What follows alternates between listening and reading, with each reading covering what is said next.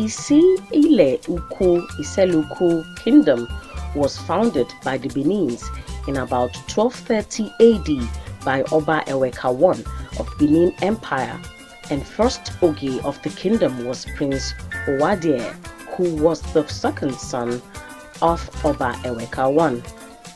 The original name of the new kingdom carved out of Benin Empire, ISSELE-UKU, signifies relationship with the Benins and Oba of Benin City, Uku Apolopolo, Omonoba Edo.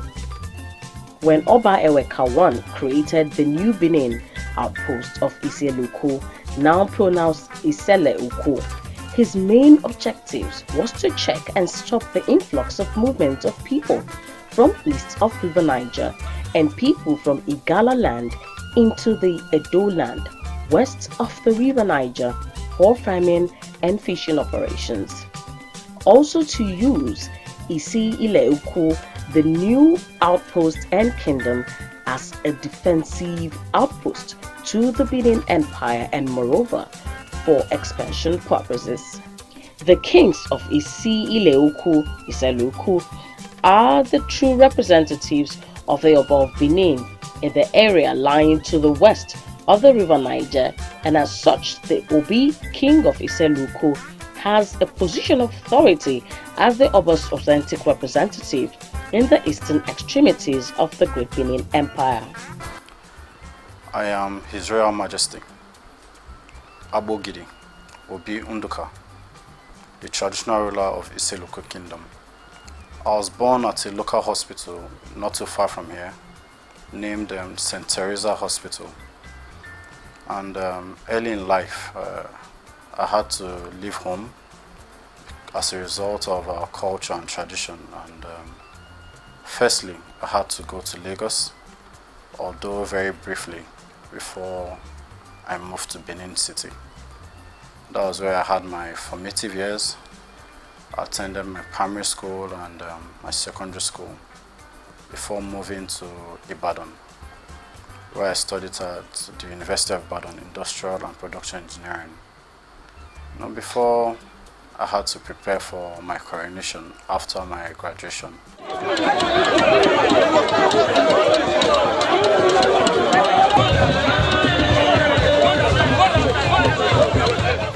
We are descendants and from noble princes, noblemen from the Benin Kingdom. And each and every one of us, take pride in our history. And that is what makes us a very great community. And over the years, for over 830 years, we have been able to preserve our culture, our rich history, our ancestry, and it is what we delight in. And all around the country, this is what we are known for, and that's what makes us great. Well, in terms of governing, our people, I said it earlier, we pride ourselves in our culture. So there is respect, not for me, first of all, as a person, but for the history and the stool I occupy. That is where the respect comes from. Then people get to respect me for who I am, the things I've done. So in that regard, I have no problem. My people adore me. I can't deny that, and I'm grateful that they do. So they respect the institution, first of all, before the person, and which is the right thing to do. Then regarding chieftaincy title, probably I forgot to mention that it is what also makes this community a unique community. Our local administration is the best you can find anywhere else, and it is as well similar to that of the Benin Kingdom. So when it comes to local administration, every quarter, every village that makes up ISSELE-UKU has a chieftaincy title or two, or probably more, that is peculiar to them. So what we do is we try to encourage the families, or I'll call them clans, or the particular village, that these chieftaincy titles reside, to give us credible people to step forward and take up the title, because it will also assist us in the administration of the community. And I, as a traditional ruler, I have my privilege, and I can decide to give any deserving son or daughter based on his or her contribution, to the development of our community, or his contributions towards the welfare of the palace as I please. So I have that right as well, but I prefer we are able to occupy the more traditional chieftaincy stools before I go ahead to give the more honorary titles.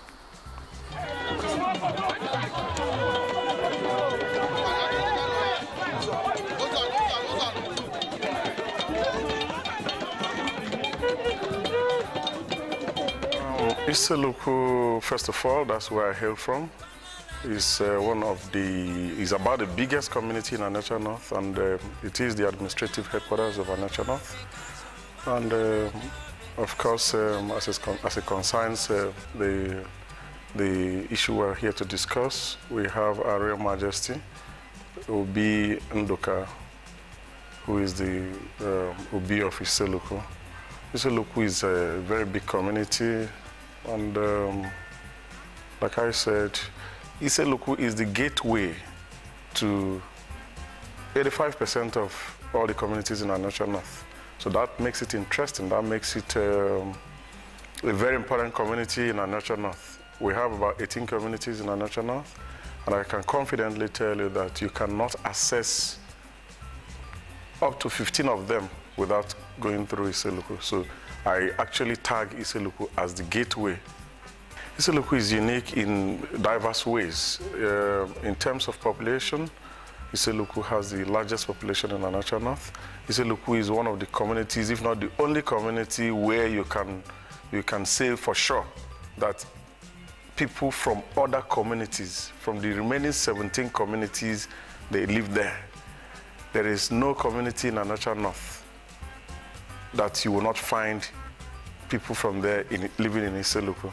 I don't think there's any other community that accommodates such a number of persons. So ISSELE-UKU is the commercial hub as well of ANIOCHA North. ISSELE-UKU, anything you want to do, anybody from ANIOCHA North wants to access ISSELE-UKU for one thing or the other, and is strategically located. So that makes it interesting. We have improved quite a lot of schools. We have built a brand new 6 classroom block in Adams Primary School. We've done 2 very massive buildings in Technical College ISSELE-UKU, where they have their workshop and all of that. We've also done quite a lot of roads. We have done ISSELE-UKU on Ichibo Road. We have done the major access road, bringing you into ISSELE-UKU, from the Asaba-Bini Expressway down to the palace. That we did prior to the coronation of IOB. We have also done ISSELE-UKU, Isele-Mpitime, Nicholona Road. Just recently, the ISSELE-UKU Idumujono Road is near completion. The contractor is still on site. And we have also done Obowole Idumine Road in ISSELE-UKU. So I can tell you for sure and for certain that ISSELE-UKU has had a fair share, in Senator Dr. Kowa's administration in Delta State. As chronicled by Prince Chris Afumeta Ake Usu in one of his books, The History of Great ISSELE-UKU Kingdom. I am Prince Chris Afumeta Ake Usu. I am a historian. I have just written the 2nd book on the history of ISSELE-UKU. So I welcome you to the Royal Palace of ISSELE-UKU today. The Royal Palace is made of many chambers, as Ugeichiche. The upstairs is one of the chambers in the Royal Palace. This is a 2nd chamber in the Royal Palace. They hold meetings, different meetings. Some are meeting places, some are resting places for the royalty. And the chambers are there to complement the palace.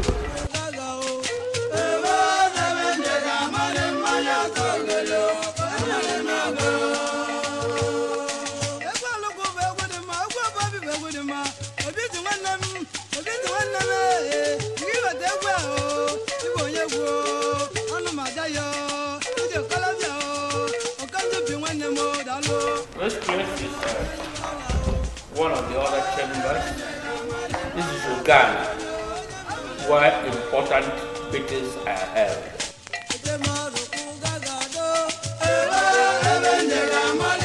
The elders of the community and the chiefs, they sit this way.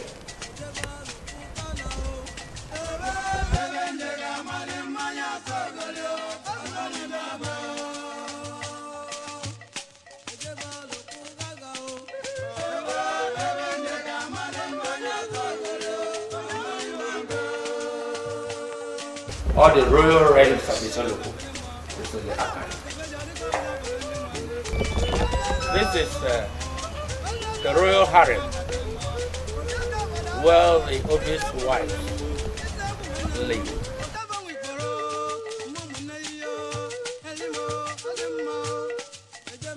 This is royal guest house.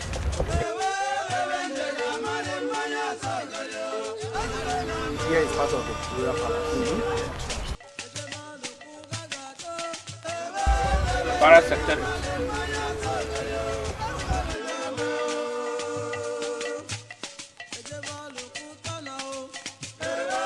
Here is the royal cemetery. You know, festivals, rituals that go with the festivals. So this is where they are done.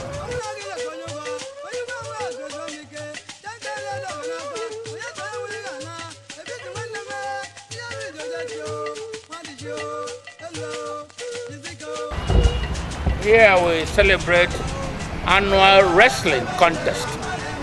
Takes place once every year.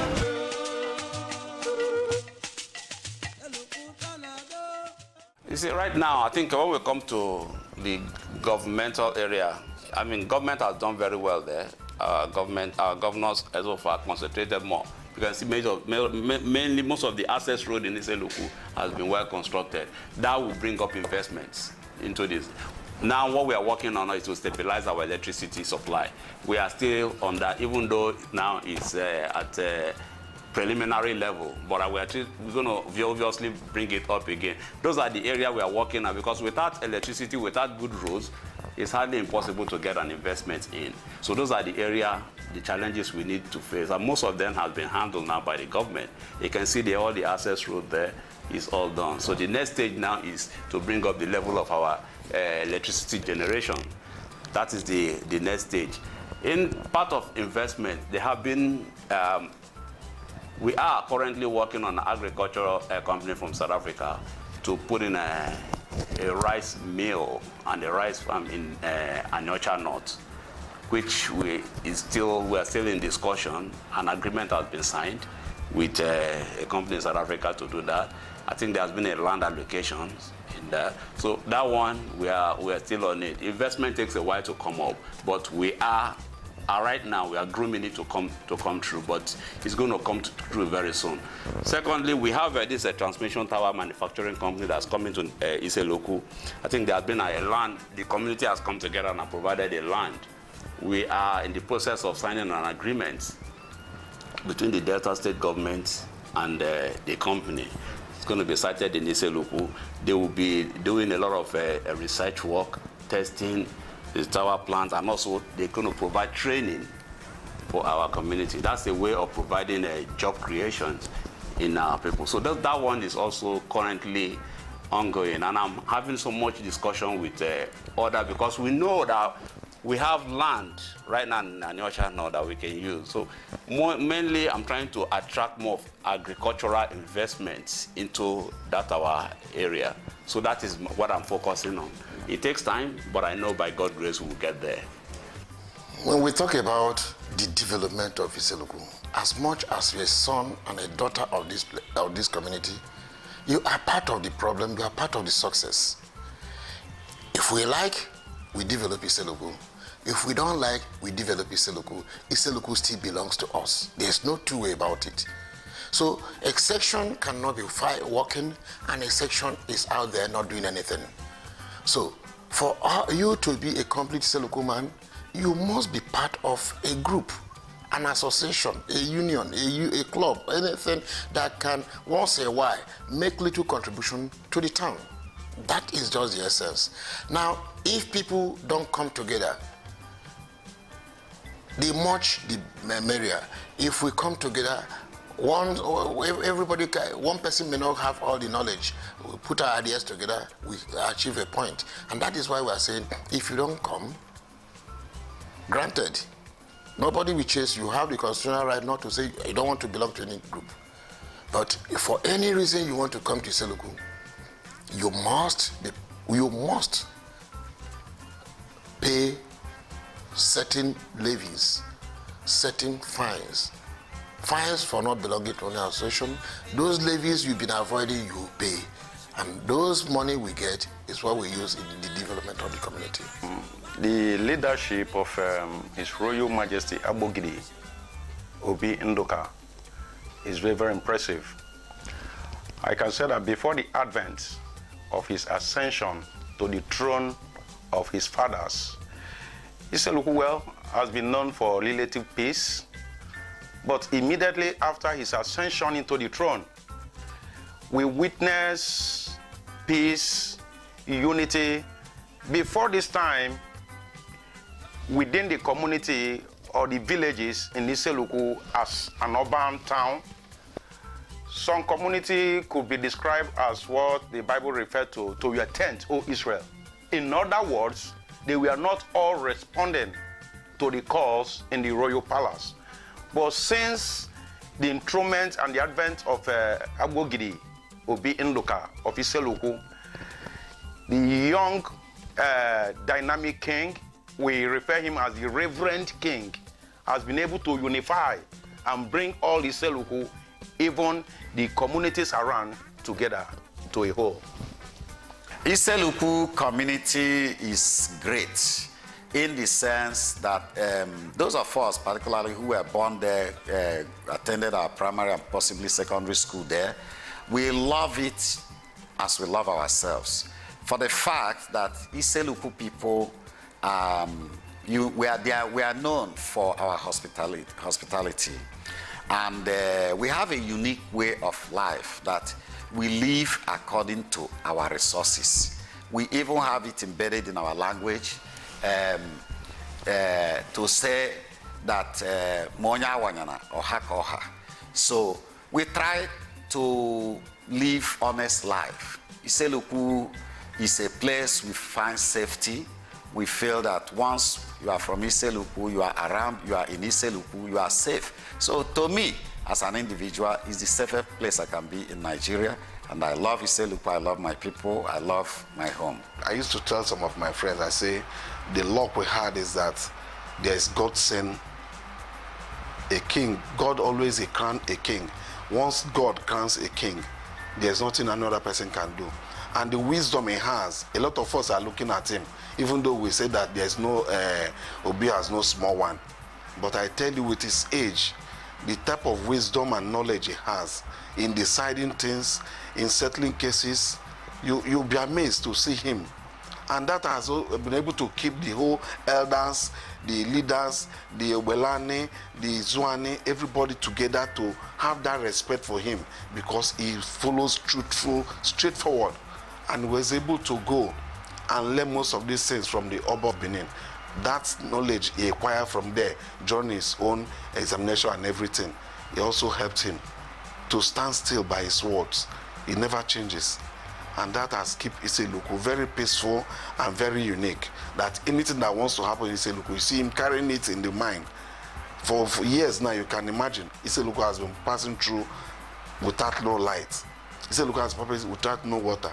But during his own time, just less than a year, he has been able to fight and make sure with the good people of ISSELE-UKU to make sure that light was restored in ISSELE-UKU. Not the help of government, but the help of the community. And that is a wonderful thing. That will show that there is peace and love. And because people believe in him, that is why the young, the old, everybody came out in mass to make sure that the success is there. My impression is that the main thing is ISSELE-UKU basically they are into farming. That's what it is. We don't have, it's only now that you are beginning to have some cottage industries, middle-scale enterprises springing up here and there. ISSELE-UKU had its own peculiar problems. Part of it was, and the things that are necessary to sustain any production enterprise, power, water. And you know forever that has been our problem. So now I'm hoping that we have been able to an extent, ameliorate the power issue. The Almighty God blessed ISSELE-UKU with a young, dynamic, intelligent, listening, and purposeful leader in Agbogidi Obindoka. And the town of ISSELE-UKU and its environ is benefiting from that largesse. Ever since his enthronement on the 29th of December 2016, you've seen the throne drawing all spheres, all manner of people close to ISSELE-UKU. There are certain instances where you go home and you see people who haven't been home for a very long time. They all come together and the palace suddenly becomes a melting pot for everybody, both young and old. The Obi, probably because of his young affinity, does not discriminate between the youths and the elderly people. There was a time last year we went to Denver, Colorado. He was more interested in having meetings and synergy with the youths.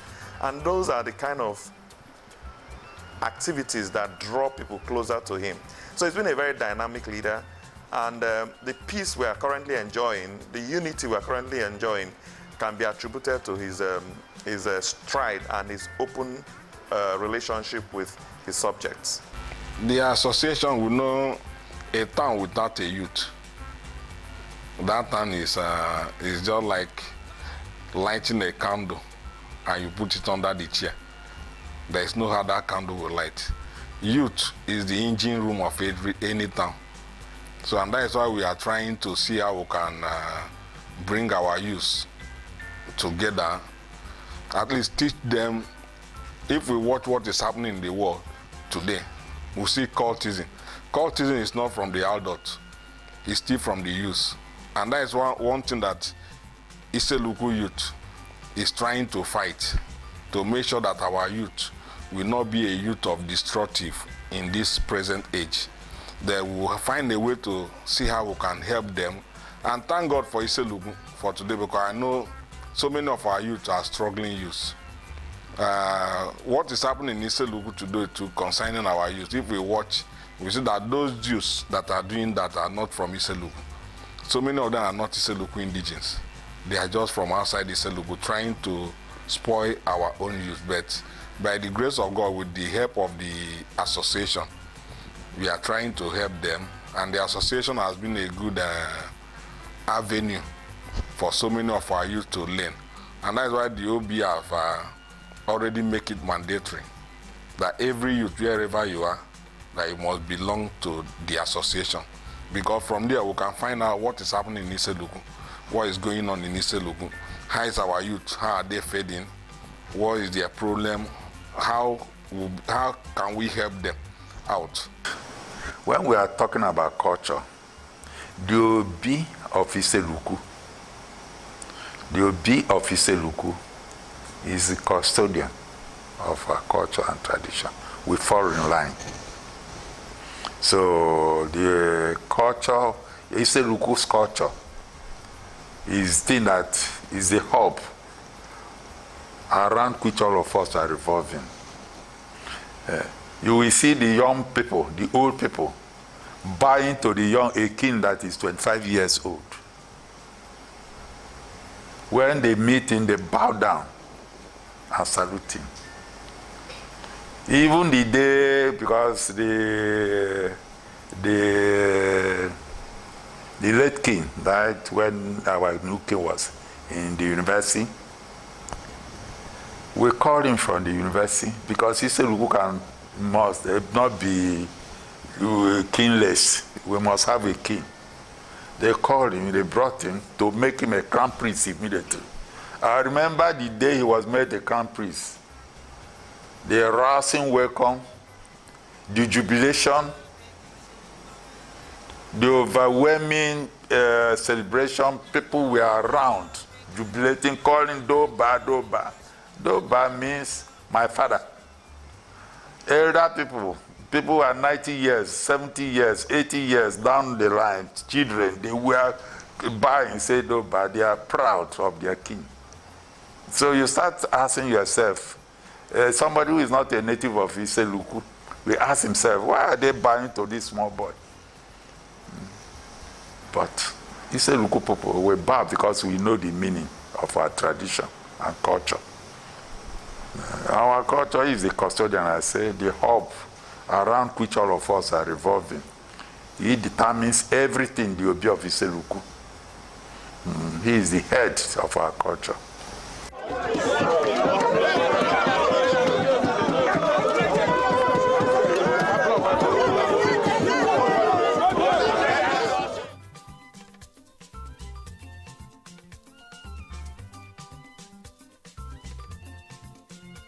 So happy birthday, Abogidi Okome, Your Royal Majesty, I greet you. May you live long. At least for the first time in the recent times, ISSELE-UKU had got a talented, devoted, patriotic,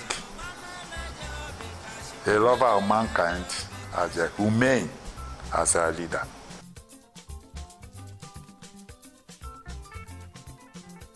I wish him success, good luck, and good health. Many happy returns of your birthday, the Obi Abogidi, Obi of ISSELE-UKU Obindoka. I wish him a very great year, healthy and happy.